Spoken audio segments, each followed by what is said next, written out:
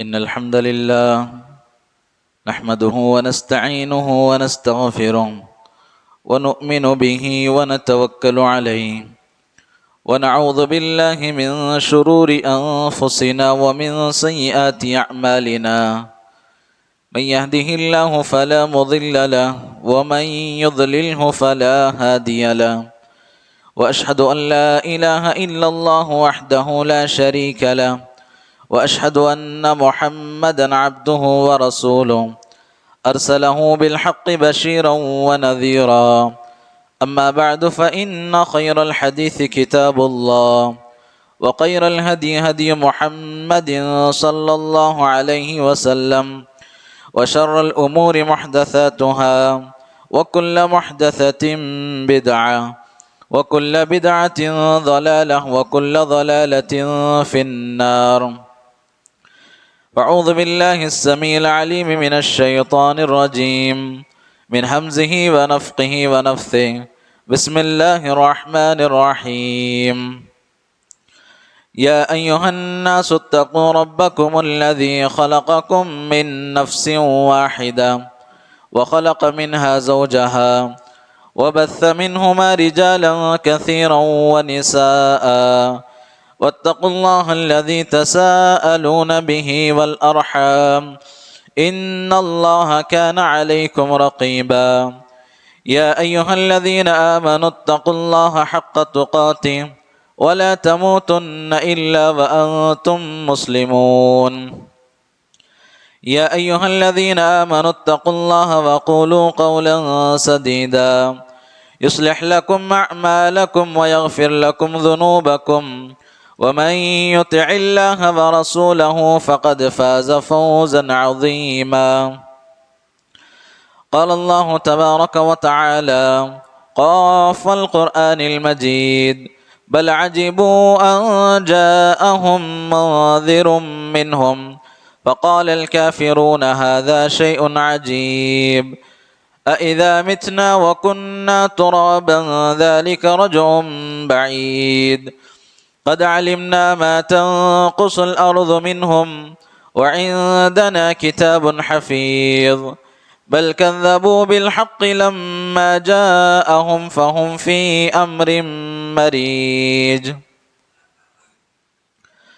قال الله تبارك وتعالى يا أيها الذين آمنوا كتب عليكم الصيام كما كتب على الذين من قبلكم لعلكم تتقون. حاضرین جمعہ، پردہ نشین خواتین اسلام، ہر قسم کی حمد و ثنا کبریائی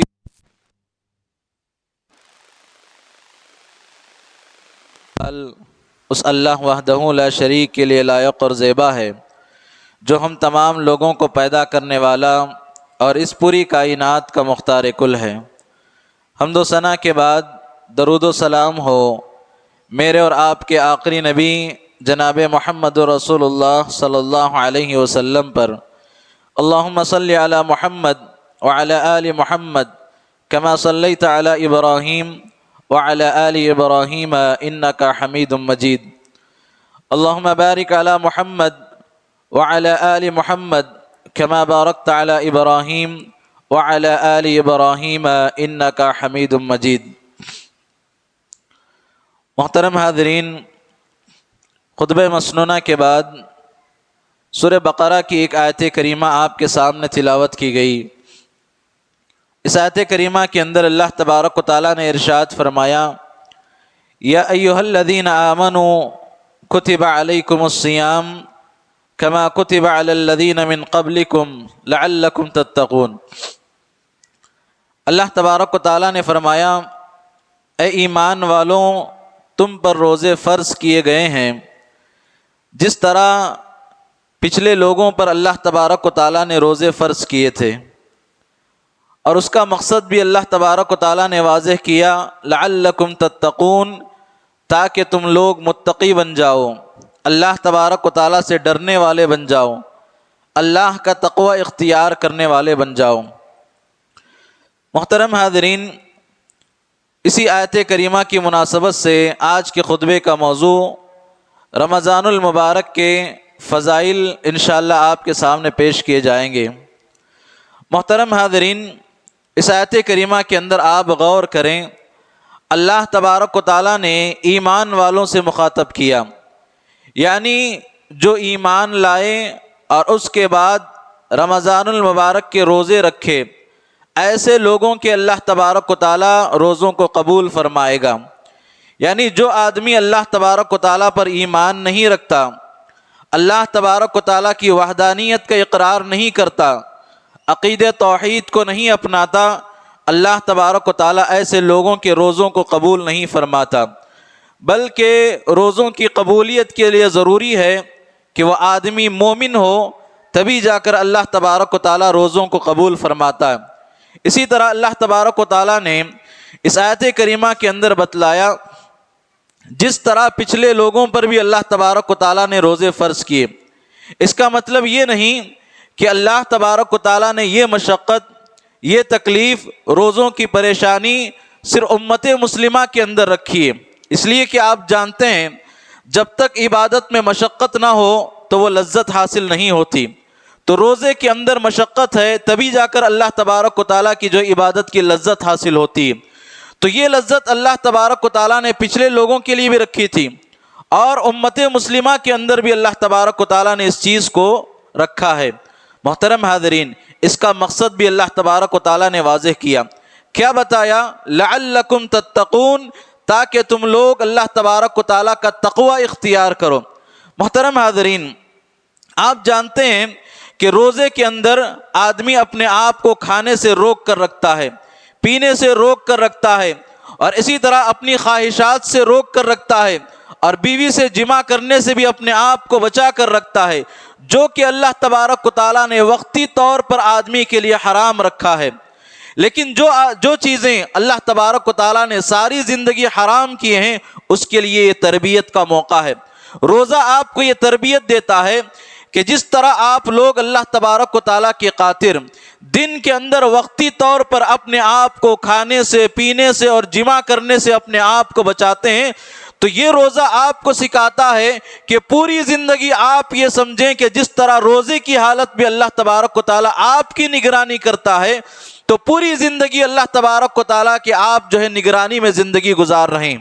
تو محترم حاضرین، جو آدمی یہ تصور کے ساتھ زندگی گزارتا ہے کہ اللہ تبارک و تعالیٰ ہر وقت مجھے دیکھ رہا ہے، ہر حرکت کو میری جان رہا ہے، اور ہر کام کو جانتا ہے، تو یاد رکھ لو ایسا آدمی پوری زندگی اپنے آپ کو گناہوں سے، اللہ تبارک و تعالیٰ کی معصیت سے اور نافرمانی سے بچ کر اپنے آپ کو زندگی گزارتا ہے۔ تو روزہ آپ کو یہ سب سے بڑا پیغام دیتا ہے کہ جس طرح آپ یہ سمجھتے ہیں کہ روزے کی حالت میں اللہ تبارک و تعالیٰ آپ کی نگرانی کر رہا ہے، تو پوری زندگی اس شعور کے ساتھ زندگی گزاریں کہ پوری زندگی اللہ تبارک و تعالیٰ آپ کی نگرانی اور آپ کے ہر عمل اور حرکت کو جانتا ہے۔ تو محترم حاضرین، روزے کا مقصد یہ ہے کہ انسان اللہ تبارک و تعالیٰ کا متقی بندہ بن جائے، تقوی پرہیزگار بن جائے، اللہ تبارک و تعالیٰ کا تقوی اختیار کر لے۔ محترم حاضرین، 4-5 دن بعد الحمدللہ اللہ کے فضل اور اس کی توفیق کے بعد ہم لوگ رمضان المبارک میں داخل ہونے والے ہیں۔ اللہ تبارک و تعالیٰ سے دعا کریں کہ اللہ تبارک و تعالیٰ اس آنے والے رمضان کو ہمارے لیے مبارک بنا دے، اور ہماری گناہوں کی معافی کا ذریعہ بنا دے، اور اللہ تبارک و تعالیٰ ہماری بخشش کا ذریعہ بنا دے، اور ہماری زندگی کو یعنی نیک کاموں میں آگے بھی کرنے کے لیے اللہ تبارک و تعالیٰ ہمیں ایک ذریعہ بنا دے۔ محترم حاضرین، یہ برکتوں والا مہینہ، یہ رحمتوں والا مہینہ، یہ مغفرت والا مہینہ آپ کے سامنے بالکل قریب آ چکا ہے اور سایہ فگن ہونے والا ہے۔ محترم حاضرین، رمضان المبارک یہ وہ مبارک مہینہ ہے جس میں آدمی اللہ تبارک و تعالیٰ کو راضی کر سکتا ہے، اور رمضان المبارک یہ وہ مہینہ ہے کہ جس میں آدمی اللہ تبارک و تعالیٰ کے پاس اجر عظیم کو پا سکتا ہے، اور رمضان المبارک یہ وہ مبارک مہینہ ہے جس میں آدمی کثرت سے قرآن مجید کی تلاوت کر سکتا ہے، اور اسی طرح سے حضرات یہ وہ مبارک مہینہ ہے جس میں آدمی باقاعدہ جماعت کے ساتھ قیام کا اہتمام کر سکتا ہے، اور یہ وہ مبارک مہینہ ہے کہ جو آدمی اس مبارک مہینے میں سستی کر لے اور غفلت کر لے اور پورا مہینہ ایسے ہی گناہوں میں گزار دے، اللہ کی قسم اس سے بڑا محروم اور اس سے بڑا بدنصیب اور اس سے بڑا بدبخت کوئی آدمی اور ہو ہی نہیں سکتا۔ اور اسی طرح سے حضرات جو آدمی اس رمضان المبارک کو صحیح طریقے سے گزار دے حقیقت میں بڑا سعادت مند انسان ہے، بڑا خوشبخت آدمی ہے اللہ تبارک و تعالیٰ کے نزدیک جو آدمی صحیح طور پر رمضان المبارک کا حق ادا کر دیتا ہے۔ تو محترم حاضرین، آپ یاد رکھیں یہ بڑا مبارک مہینہ ہے جو آپ کے سامنے سایہ فگن ہونے والا ہے۔ اور اسی طرح سے حضرات رمضان کا روزہ ہر مسلمان بالغ مرد عورت پر صحت مند پر اللہ تبارک و تعالیٰ نے فرض کیا ہے۔ جو آدمی بھی جان بوجھ کر اور اسی طرح سستی سے روزے کو چھوڑ دے کاہلی کی وجہ سے، یقیناً وہ آدمی کبیرہ گناہ میں مبتلا ہونے والا ہے، بہت بڑے گناہ میں مبتلا ہونے والا ہے۔ اور جو آدمی اس روزے کا انکار کرے، یاد رکھے ایسا آدمی دائرہ اسلام سے خارج ہو جاتا ہے، اس لیے کہ اسلام کے جو 5 ارکان ہیں ان میں سے ایک اہم رکن جو ہے روزہ رکھنا ہے، اور جو آدمی اس روزے کا انکار کرے وہ کبھی مسلمان نہیں ہو سکتا۔ محترم حاضرین، آپ روزہ رکھ رہے ہیں، آپ کو اس بات کا علم بھی ہونا چاہیے کہ اللہ تبارک و تعالیٰ آپ کے روزے کو کب قبول کرے گا۔ 2 چیزیں آپ یاد رکھیں، ایک تو عقید توحید ہے اور دوسرا اللہ کے نبی صلی اللہ علیہ وسلم کی سنت کا طریقہ ہے۔ جو آدمی عقید توحید میں مضبوط ہوتا ہے اسی کا اللہ تبارک و تعالیٰ روزے کو قبول فرماتا ہے، اور جس آدمی کا روزہ پیارے نبی صلی اللہ علیہ وسلم کی سنت کے مطابق ہو اللہ تبارک و تعالیٰ اسی آدمی کے روزے کو قبول فرماتا ہے۔ اور یاد رکھو مسلمانوں کو ایک بہت بڑا پیغام ہے کہ جو آدمی اللہ تبارک و تعالیٰ کے ساتھ دوسروں کو شریک کرے، رب کعبہ کی قسم ہے مرتے دم تک بھی اگر وہ روزے رکھتے رہے اللہ تبارک و تعالیٰ اس کے روزے کو قبول کرنے والا نہیں ہے۔ تو محترم حاضرین، آپ یہ چاہتے ہیں کہ اللہ تبارک و تعالیٰ آپ کے روزے کو قبول کرے تو آپ کے لیے ضروری ہے کہ آپ عقید توحید کو اپنائیں اور اللہ کے نبی صلی اللہ علیہ وسلم کے طریقے کو اپنائیں۔ اور اسی طرح سے حضرات روزوں کی فضیلت کے تعلق سے صحیح مسلم کی روایت پیارے نبی صلی اللہ علیہ وسلم نے فرمایا، اذا دخل رمضان فتحت ابواب الجنہ وغلقت ابواب النار وصفدت الشیاطین۔ پیارے نبی صلی اللہ علیہ وسلم نے فرمایا کہ جب رمضان المبارک کا مہینہ آتا ہے تو اللہ تبارک و تعالی جنت کے دروازوں کو کھول دیتا ہے اور جہنم کے دروازے بند ہو جاتے ہیں، اور اسی طرح جنات جو سرکش شیاطین ہوتے ہیں اللہ تبارک و تعالی ان کو قید کر دیتا ہے۔ تو محترم حاضرین، جنت کے دروازوں کے کھل جانے کا مطلب یہ ہے کہ آدمی کو چاہیے کہ نیکیوں میں آگے بڑھے، تلاوت کلام کرنے میں آگے بڑھے، صدقات و خیرات میں آگے بڑھے، تہجد کی نماز کی پابندی کرنے میں آگے بڑھے، اس لیے کہ اللہ تبارک و تعالیٰ نے اس ماہ مبارک میں جنت کے دروازوں کو کھول دیا ہے اور جہنم کے دروازوں کو اللہ تبارک و تعالیٰ نے بند کر دیا ہے، اور سرکش شیاطین کو اللہ تبارک و تعالیٰ نے جکڑ دیا ہے تاکہ اللہ تبارک و تعالیٰ کے بندے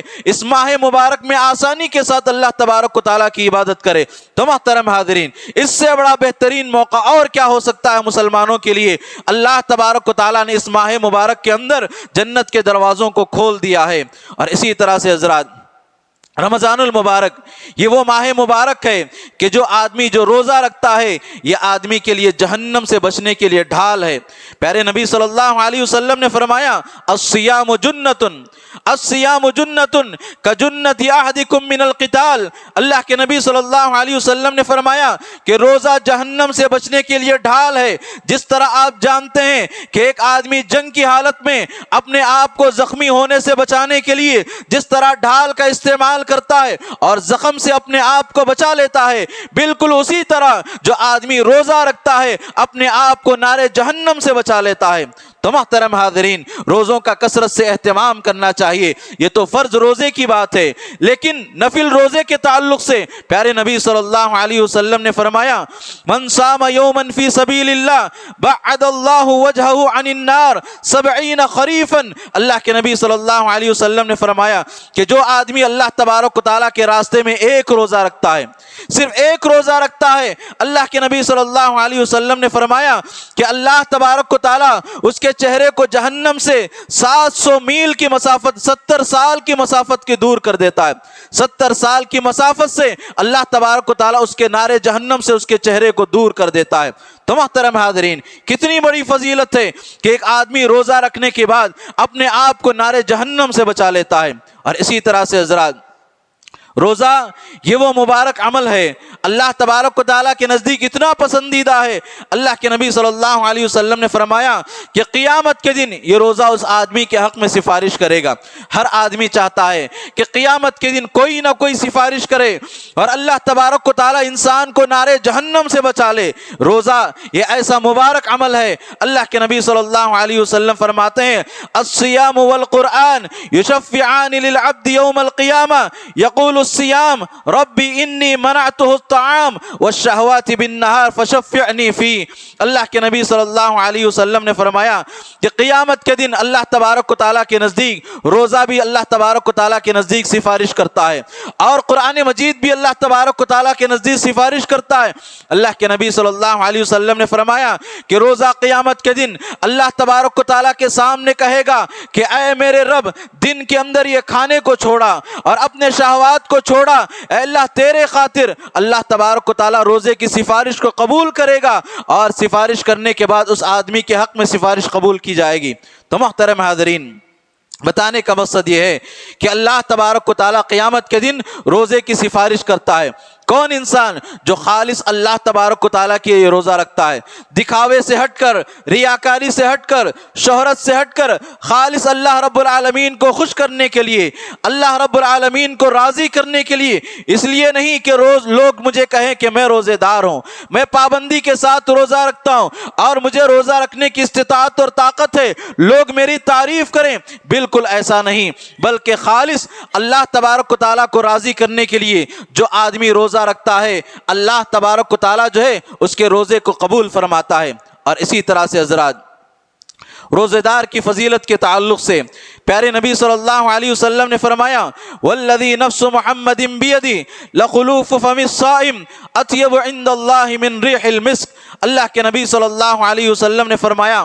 قسم ہے اس ذات کی جس کے ہاتھ میں محمد کی جان ہے۔ اللہ کے نبی صلی اللہ علیہ وسلم نے فرمایا کہ روزے دار کے منہ سے جو بو نکلتی ہے، اللہ تبارک و تعالیٰ کو کستوری اور مشک سے بھی زیادہ پسند ہے۔ محترم حاضرین، میں اور آپ ایک روزے دار کی بدبو کو جو ہے محسوس کر کے دور ہو سکتے ہیں، اس کے منہ سے نکلنے والی بو کو سونگھ کر جو ہے دور ہو سکتے ہیں، لیکن رب العالمین کے نزدیک روزے دار کا کتنا بڑا مقام ہوگا اور کتنا بڑا مرتبہ ہوگا کہ اس کے منہ سے نکلنے والی بو اللہ تبارک و تعالیٰ کو اتنا پسند ہے کہ جس طرح مشک کی خوشبو جو دنیا کا سب سے مہنگا عطر ہے، سب سے مہنگی خوشبو ہے، آپ جانتے ہیں اللہ تبارک و تعالیٰ کے نزدیک اس کا مقام ہے، اس سے بھی زیادہ پسندیدہ ہے۔ تو محترم حاضرین، یہ روزے دار کی فضیلت اور اللہ تبارک و تعالیٰ کے نزدیک روزے دار کا مقام اور مرتبہ ہے۔ اور اسی طرح سے حضرات،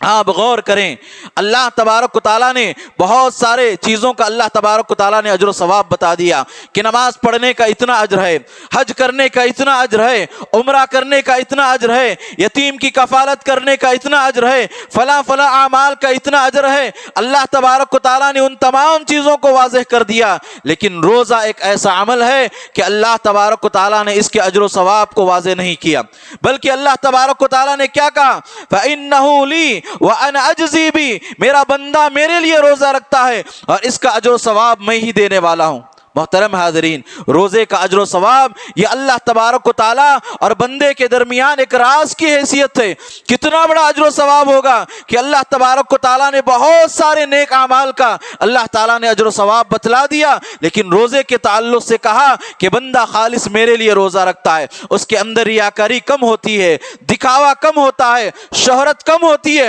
خالص اللہ تبارک و تعالیٰ کو راضی کرنے کے لیے روزہ رکھتا ہے، تو اللہ تبارک و تعالیٰ نے فرمایا کہ اس کا اجر و ثواب میں دینے والا ہوں۔ اللہ تعالیٰ نے اس کے اجر و ثواب کو واضح نہیں کیا، تو اس سے پتہ چلتا ہے کہ روزے کی اہمیت، روزے کا مقام اور روزے کا مرتبہ اللہ تبارک و تعالیٰ کے نزدیک بہت زیادہ ہے۔ تو محترم حاضرین، روزوں کو کبھی نہیں چھوڑنا چاہیے۔ اللہ تبارک و تعالیٰ نے آپ کو طاقت دی ہے، اللہ تبارک و تعالیٰ نے آپ کو قوت دی ہے، استطاعت دی ہے، یقیناً آپ روزوں کا اہتمام کریں۔ اس کو چھوڑنے والا کبیرہ گناہ کا مرتکب ہوتا ہے۔ یاد رکھیں، کبیرہ گناہ بغیر توبہ کے اللہ تبارک و تعالیٰ معاف نہیں فرماتا۔ اور اسی طرح سے حضرات،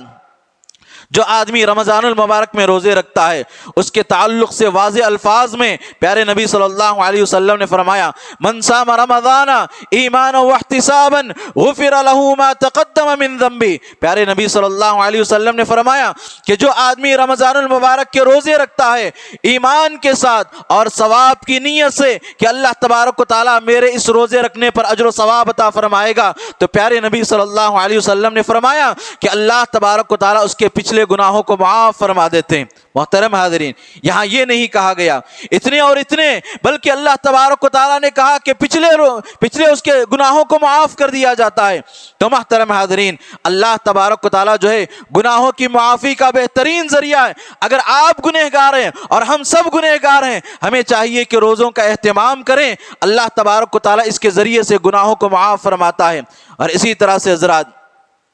اللہ کے نبی صلی اللہ علیہ وسلم کی صحیح حدیث ہے، حضرت ابو ہریرہ رضی اللہ تعالیٰ عنہ اس حدیث کے راوی ہیں، اور آپ اس حدیث سے آپ جانیے کہ رمضان کا کیا مقام ہے، رمضان کا کیا مرتبہ ہے۔ حضرت ابو ہریرہ رضی اللہ تعالیٰ عنہ فرماتے ہیں، جب رمضان کی پہلی رات آتی ہے،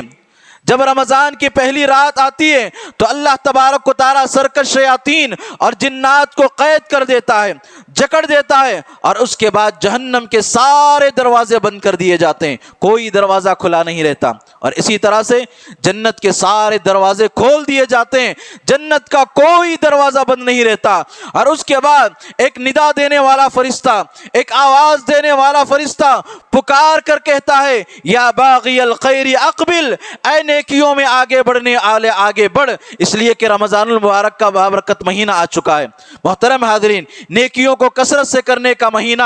قرآن مجید کی تلاوت کو کثرت سے کرنے کا مہینہ اور قیام کرنے کا مہینہ آ چکا ہے۔ فرشتہ اللہ تبارک و تعالیٰ کا فرشتہ یہ آواز دیتا ہے، یا باغی الخیر اقبل، اے نیکیوں میں آگے بڑھنے والے آگے بڑھ، تیرے سامنے بڑا بہترین موقع ہے نیکیوں میں آگے بڑھنے کے لیے۔ اور اسی طرح سے حضرات، فرشتہ یہ بھی ندا دیتا ہے، یا باغی الشر اقصر، اے گناہ کرنے والے، اے معصیت کرنے والے، اے اللہ تبارک و تعالیٰ کی نافرمانی کرنے والے، اب تو رک جا، اب تو بس کر دے، یہ مبارک مہینہ تیرے سامنے آ چکا ہے، نیکیوں کا مہینہ، اللہ تبارک و تعالیٰ کا یہ مبارک مہینہ تیرے سامنے آ چکا ہے، اب تو اپنے آپ کو گناہوں سے بچا لے، اپنے آپ کو معصیتوں سے، اللہ تبارک و تعالیٰ کی نافرمانی سے، حرام کاموں سے، غیبت سے، جھوٹ سے، حسد سے اور کینہ کپٹ سے اپنے آپ کو بچا لے، تاکہ اللہ تبارک و تعالیٰ تیری مغفرت کر دے۔ تو محترم حاضرین، روزانہ ہر رات یہ فرشتے آواز دیتے ہیں، اے خیر کے کام کرنے والے آگے بڑھو، اور اے برے کاموں کرنے والے اپنے آپ کو جو ہے بچا لو، تاکہ اللہ تبارک و تعالیٰ تمہاری مغفرت کر دے۔ تو محترم حاضرین، اور اسی طرح سے حضرات، اللہ کے نبی صلی اللہ علیہ وسلم نے فرمایا کہ اس ماہ مبارک میں اللہ تبارک و تعالیٰ لوگوں کو جہنم سے آزاد کرتا ہے۔ محترم حاضرین، جہنم سے آزادی یہ کوئی معمولی آزادی نہیں، بلکہ جو آدمی رمضان المبارک سے پہلے اللہ تبارک و تعالیٰ کے نزدیک جہنم کا مستحق ہو چکا تھا، رمضان المبارک میں نیکیاں کرنے کی وجہ سے اللہ تبارک و تعالیٰ اس کو نار جہنم سے آزاد کر سکتا ہے، اگر وہ رمضان المبارک کا صحیح حق ادا کرے۔ اور اسی طرح سے حضرات، روزانہ اللہ تبارک و تعالیٰ جو ہے یہ اعلان کرتا ہے کہ روزانہ جو ہے اللہ تبارک و تعالیٰ لوگوں کو نار جہنم سے بچاتا ہے۔ تو محترم حاضرین، اپنے آپ کو نار جہنم سے بچانے کے لیے رمضان المبارک میں کثرت سے اللہ تبارک و تعالیٰ کی عبادت کرنا چاہیے۔ اور اسی طرح سے حضرات، جو آدمی رمضان المبارک کے پانے کے بعد اپنے آپ کی مغفرت نہ کروا لے اور اپنے آپ کو نار جہنم سے نہ بچا لے اور اپنے آپ کو اللہ تبارک و تعالیٰ کے پاس نہ بخشوا لے، یہ سب سے بڑا محروم آدمی ہے۔ پیارے نبی صلی اللہ علیہ وسلم کی صحیح حدیث ہے، حضرت ابو ہریرہ رضی اللہ تعالیٰ عنہ اس حدیث کے راوی ہیں، فرماتے ہیں کہ اللہ کے نبی صلی اللہ علیہ وسلم ایک مرتبہ ممبر پر چڑھ رہے تھے،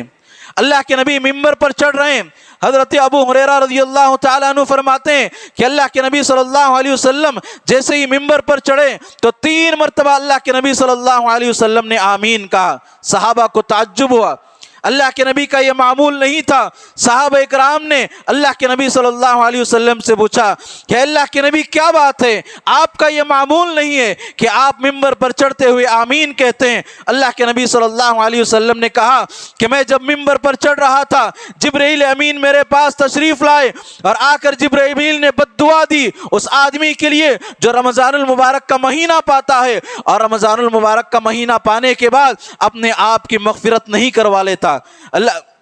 حضرت جبرائیل علیہ السلام نے بد دعا دی اور اس پر اللہ کے نبی صلی اللہ علیہ وسلم نے آمین کہا۔ محترم حاضرین، آپ بتائیے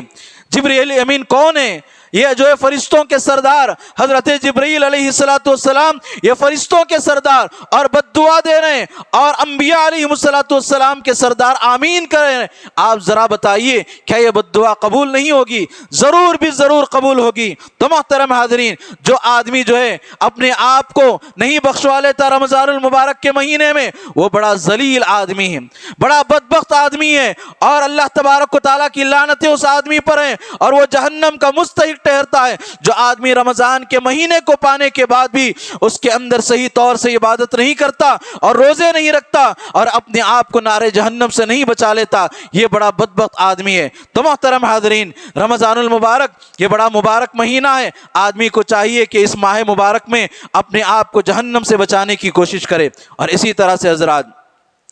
رمضان میں روزانہ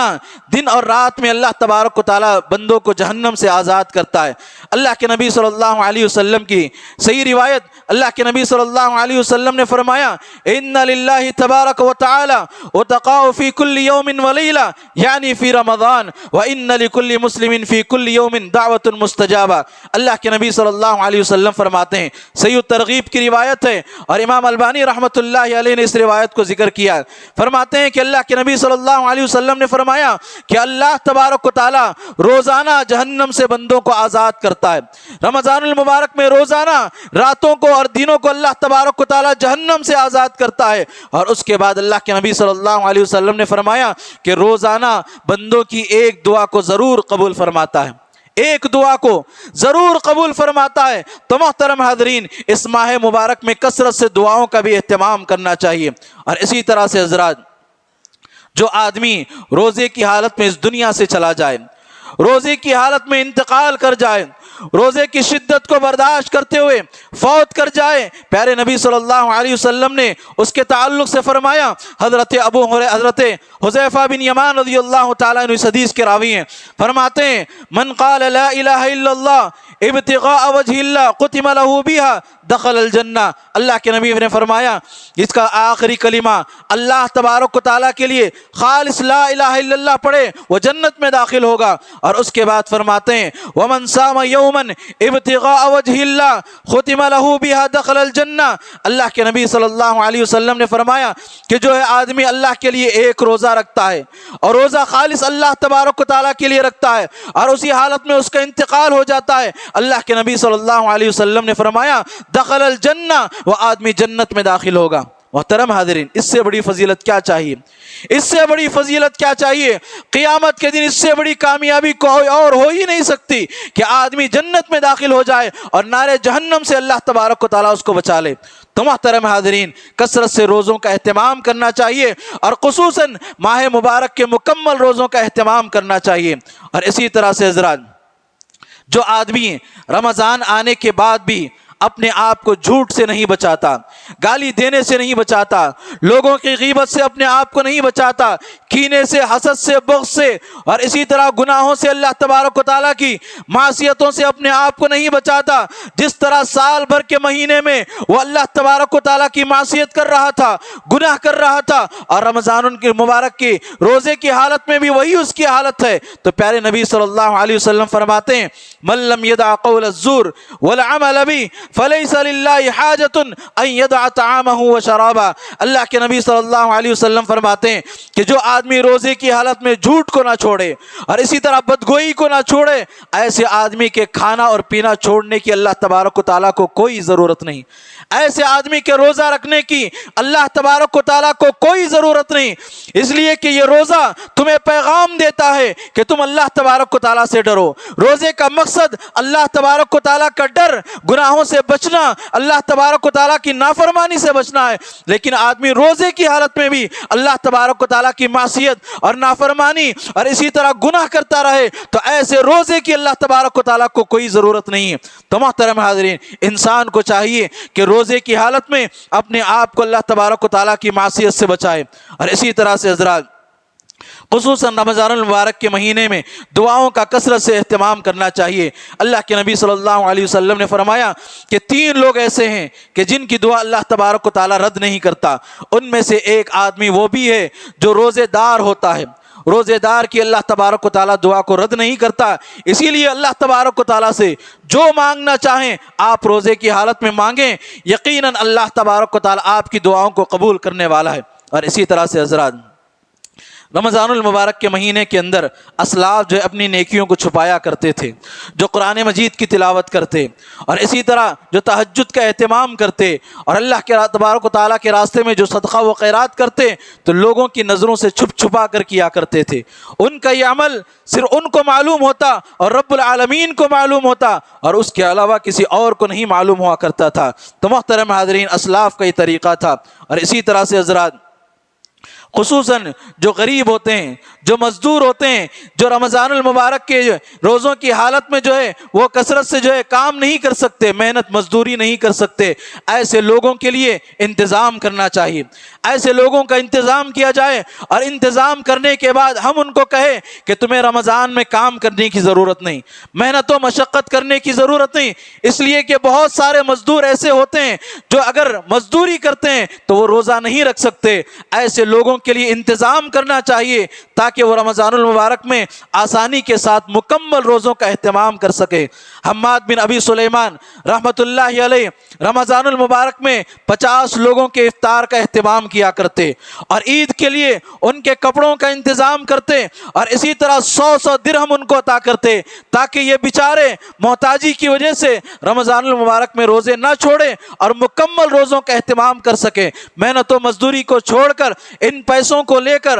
رمضان المبارک کے مکمل روزوں کا اہتمام کر سکیں، اس لیے ان کا انتظام کیا کرتے تھے۔ تو محترم حاضرین، ایسے ضرورت مندوں کو آپ تلاش کریں اور ان کو عطا کریں، اور عطا کرنے کے بعد کہیں کہ آپ کو رمضان میں کام کرنے کی ضرورت نہیں، آپ مکمل روزوں کا اہتمام کریں۔ تو محترم حاضرین، رمضان المبارک آتا تو اللہ کے نبی صلی اللہ علیہ وسلم ایسے صدقہ و خیرات کرتے جس طرح تیز اور تند آندھی چلتی ہے، اللہ کے نبی صلی اللہ علیہ وسلم ایسے صدقہ و خیرات کا اہتمام کیا کرتے تھے۔ تو محترم حاضرین،